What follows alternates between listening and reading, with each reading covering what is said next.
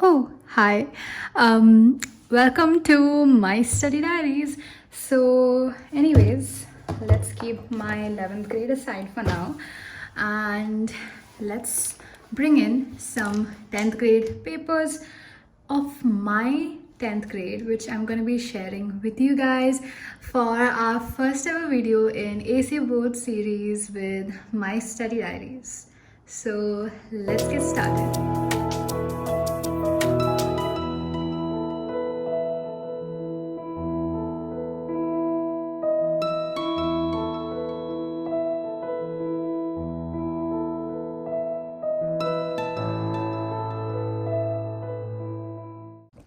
So before we start, I wanted to tell that I scored 97.2% in my class 10 board exams last year, which was of course divided into term 1 and term 2. But you guys are going to have a different pattern this year where you'll be having one complete exam at the end of I don't think the date sheet has come out yet. I haven't honestly checked. But yeah, you'll be having a single exam. So, anyways, let's get started. I'm going to be showing you some of my papers which I wrote in 10th grade, and I'll show you how I presented my paper because this time it's all about paper presentation. And honestly, I feel like paper presentation plays a huge role. I remember in the not in 10th grade but in 9th grade when it was COVID and things were online, we had to scan our papers and stuff. I used to be in such a hurry. I used to have like horrible time management, which I'll also talk about in the future videos in the series. But because of that, my presentation was horrible. The key terms and all, it was just missing. Honestly, it was just missing, and I've lost so much marks in 9th grade.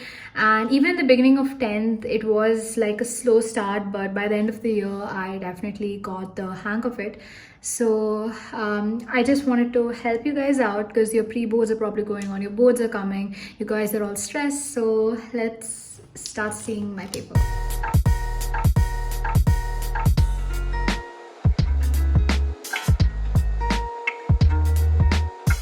One thing I always made sure was to have the question papers, like as you saw I had like bundles of answer sheets. So with each bundle have the question paper set so that you go through everything that like you messed up in or in this year that has gone through. So you know where you're going wrong, and you know that you have to correct those mistakes to be able to score well in your boards.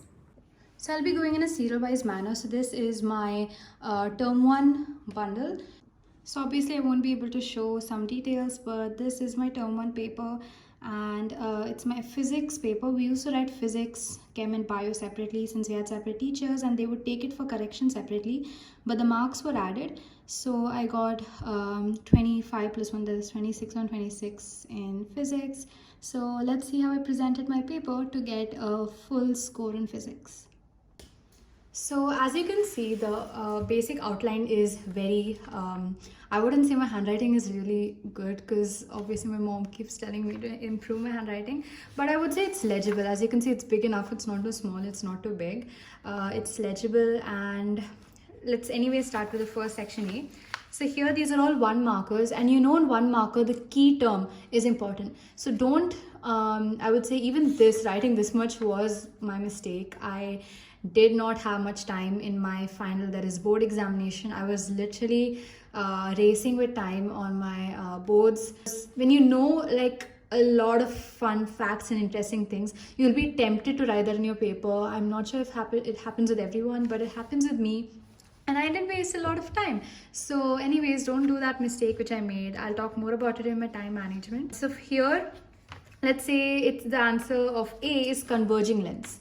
So as you can see, I've underlined converging lens with a pen.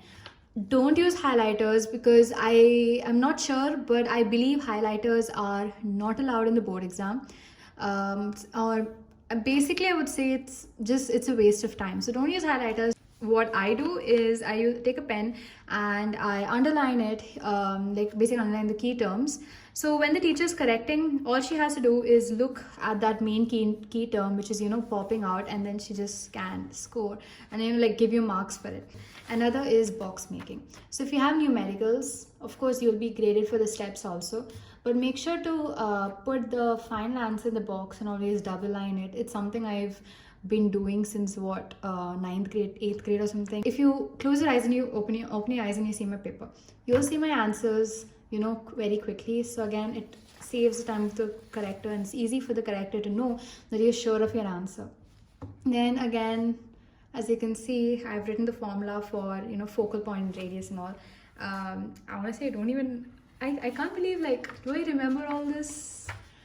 Anyways, so going on to a diagram, make it clean. I would say actually my handwriting is small. Yeah, I would suggest maybe a little bigger. My pencil handwriting is not that good, but make sure your diagrams are in pencil, because I remember many of my classmates made the diagrams in pen and they lost marks. So just cross check with your teacher. Make sure you check everything with your teacher, because your teacher will know the best. And also, if you're writing alphabets, say angle E, if you're writing angle E, okay, or if you're writing like PQ, mention what PQ is. Now, many times you just copy what is there in the textbook. We memorize it, we copy it. Even in 11th grade, we had like derivations for different chapters and kinematics and all of that. If you guys are 11th graders, you would know. We had to like find the speed, or safe maximum speed for a car in a circular turn on a banked road. So in that cases, many people did not explain the diagram, and that is very important. So consider that your examiner doesn't know what PQ is and you're going to explain it. Okay, so don't forget this. You might lose marks in that case. Again, as you can see here, I've stated laws of reflection, and then I've put them in points. Don't write them in paragraphs, especially for science. Of course, English you will be writing in paragraph. Science and social studies, make sure to write them in points, and make sure that it is legible. What else? So my concave mirror diagram, I made it pretty big. So just, they know it's going to scold you for using too many papers. So it's okay if you ask for extra sheets or anything.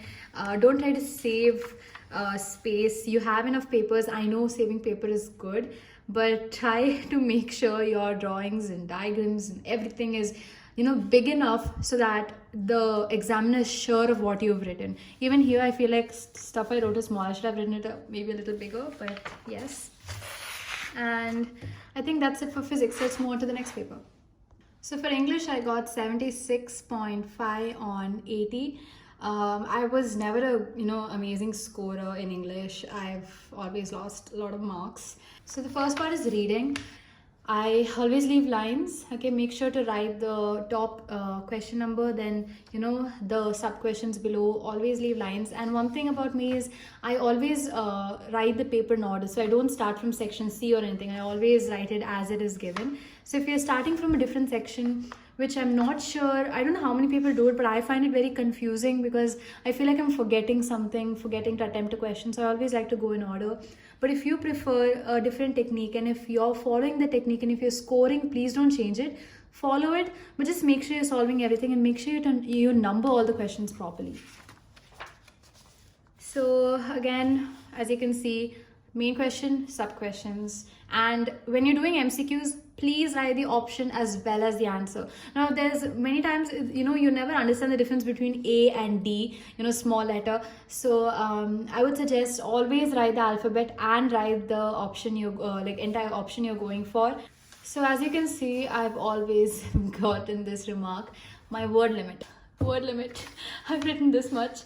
So don't waste your time. My English paper, I think I had time during my English paper because there were MCQs and I was rushing through my English paper. This is my social studies paper and I was really happy with how it went. So let's see my presentation. So similar to physics, obviously you don't have key exact answers, but I did underline the key terms: per capita income, education. Just make sure to underline all the key terms, especially in science, and social studies is something very important according to me.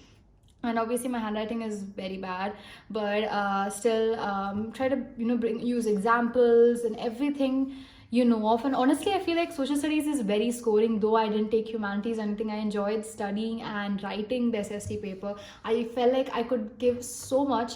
I would literally, I would read the textbook again and again and again, and it would just get in my head. Especially history, I was so good at it, and I really enjoyed it, honestly. And here, I think I honestly I don't know. Is it geography? It's that Belgium chapter, right? The Sri Lankan and Belgium chapter. I think this is the one. Oh, I forgot everything, but yeah. So these are my.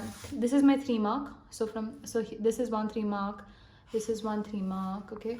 So write good amount of points. Make sure to give examples. Make sure to use the key terms well. I got a star for this. Stars. Okay. And yeah, this is a 3 marker. Probably, I don't know if it's a lot or if it's less, but yeah. This is 1 5 marker. I would say it isn't the best, handwriting presentation. You could definitely do better than me, but yes, this was good amount of information provided, so I did get a full score on this. So this is my map, and I got a full score on this, a 3 on 3. I don't know how much maps are now, but for us it was 3 marks. So make sure to give the key or the legend. Don't forget it, and use colors, anything. I'm not sure in the boards if I used colors, or even if you don't have colors, just use blue pen, but make sure you use different symbols. Okay, and say for example in one I put a square, or the other I put a triangle or something. And what I did, for just as a safety measure, because I was a very scared student, I would basically put a draw line and mark it there itself, so there's no confusion. And I would mark like make a key here also, just as a double safety measure. Moving on to Hindi, I got 77.5. Let's see how I wrote it. Obviously I wasn't the best Hindi student. Like I would write well, but since Hindi is not my first language, I wasn't very good in grammar, or like the matras and stuff, so I used to get them wrong. Honestly, all my papers are very similar in presentation. It's just the content that differs. So I hope you guys get an idea of how I wrote it. As you can see, lots and lots of mistakes in like matras and like grammars and stuff, but it wasn't bad. And I got full score for advertisement making. So very quickly, make sure your title is in the center of the page. This is what my teacher always used to tell me: center of the page, bold and big. And if it's like some discount, just write choot, okay, discount, okay, with exclamation marks. It's honestly the same. I follow the same format for every advertisement making to score. And then just like a few drawings inside, and I never used colors. And I got like the Gmail and all of that, and all these random things. Anyways, for Hindi in boards, I got 92, which was my lowest mark, and it reduced my entire percentage, but it's fine. If you do better in Hindi, then follow your own tips. Don't follow this. So in bio, I lost half mark, which brought my entire science in term like my half yearly to 79.5 in school exam. So out of 80. So anyways, I'll show you mainly how the diagrams are done. Rest all is similar to physics. So for the schematic diagram of the heart, very simple. Make sure you draw it in a very systematic way. Draw it big enough. Use the entire page honestly, and make sure that it's nice and neat. And this is another diagram of mesophyll cells. So chemistry, I got a full score again, but I'm just going to quickly go through these parts. So as you can see again, make sure to box everything. Box all the important equations which you think will be marked, okay, which you think will be there in the marking scheme. Okay, again, boxing all the important equations. So in our pre-boards paper, our school basically give us like a practice of writing or filling the thing you get in boards. So it's not exactly the same thing you get in boards, but it's similar. So I would suggest like printing these out and practicing that circling, bubble filling of all your names, because if that goes wrong, there can be a lot of problems. I've had like in my examination center, so many people messed up their spellings with all that boxing. They will bubble the wrong circle, and they would have to get like stuff done, procedures done, and also I would suggest make sure you do that well. Math paper, I got 40 on 40 in my pre-boards, which is basically for term 2. And honestly, my math teacher still asks me why I didn't take math, but anyways, if I'm aiming for medicine, I won't need math. But yeah, I was a decent math student. This is how my maths paper was. I would like draw like rough columns. Maybe you could draw it neater, but honestly I didn't have the time for that. And I would, again, like physics, I would box all my answers and make sure to write all the formulas. Very important. And like my teacher always tells me to write all the theorems, like as you can see here. I don't remember any of these. I'm so sorry. Draw a diagram. Make sure to explain. Proof. Okay. And like you have to say how. Okay. So for example, PQ is perpendicular to PT and OQ is perpendicular to Q2. How? You need to explain by construction or by angle some property. Make sure you state the reason and then go ahead.